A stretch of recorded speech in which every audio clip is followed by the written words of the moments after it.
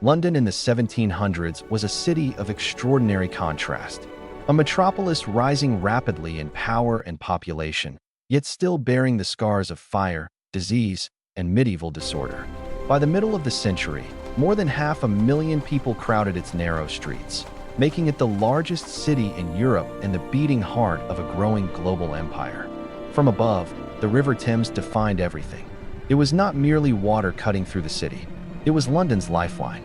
Approaching from the east, the skyline revealed a forest of masts rising from merchant ships anchored along the quays. Warehouses pressed against the riverbanks. Cranes lifted goods from across the Atlantic and beyond. Sugar from the Caribbean, tea from China, textiles from India. London was no longer provincial. It was planetary. Dominating the skyline stood St. Paul's Cathedral, Sir Christopher Wren's masterpiece completed in 1710. Its great dome, rising above the rebuilt city, symbolized resilience after the Great Fire of 1666. Where medieval timber once stood in chaos, broad streets and elegant brick buildings now reflected ambition and order. The monument to the Great Fire stood nearby, a stone column reminding Londoners how catastrophe had reshaped their capital. Old London Bridge still crossed the Thames, lined with houses and shops as it had been for centuries. Beneath it, boats maneuvered through narrow arches and dangerous currents. This was not a quiet river crossing. It was movement, commerce, and survival combined.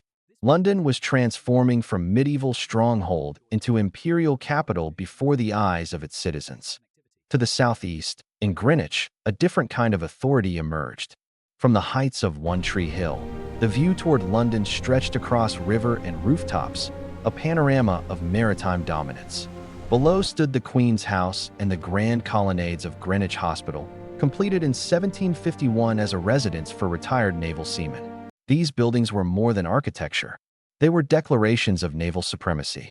Britain's strength rested upon the sea, and Greenwich was its ceremonial gateway. Every ship entering London passed beneath this commanding vantage point. Sailors who had defended trade routes now found rest within these walls, living proof of empire sustained by ocean power. By the century's end, Greenwich would gain even greater significance. It would become the reference point for global longitude, anchoring time and navigation itself. Though that decision lay decades ahead, the foundations of scientific authority were already forming here in the 18th century. Back in the West End, elegant residential squares signaled a shift in urban life. Leicester Square, once open farmland, had become one of the most fashionable addresses in the capital. Leicester House dominated the space, home at various times to royalty. Artists and intellectuals gathered nearby. William Hogarth worked within sight of aristocratic mansions. Later, Sir Joshua Reynolds would establish his studio here, shaping the faces of an era. These squares represented a new London.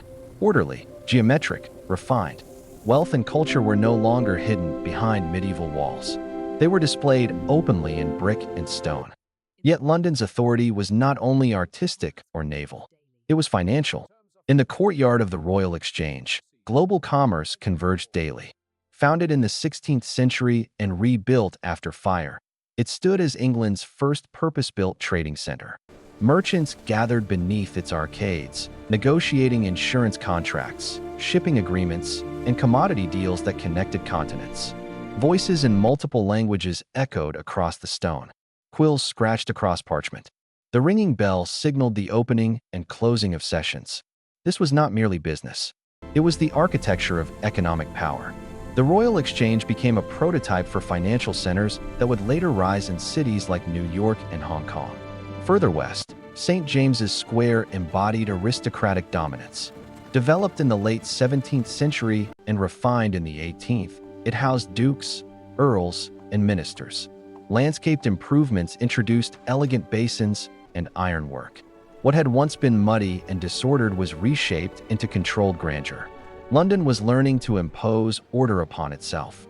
Streets widened, squares aligned, commerce structured, prestige organized. Across the river, the Tower of London remained a reminder of older authority. Its massive white tower, begun in 1078, still projected Norman power.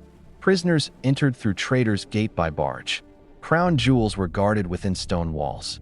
For centuries, This fortress controlled access to the city. Even in the Georgian era, it symbolized continuity between medieval monarchy and modern empire. On Cheapside, the rhythm of everyday wealth pulsed strongest. The name itself came from the old word for marketplace.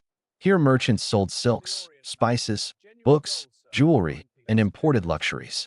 St. Mary Le Bow rose above the street, its bells defining the identity of the Cockney born within their sound. This avenue combined commerce and identity. It was both marketplace and financial corridor.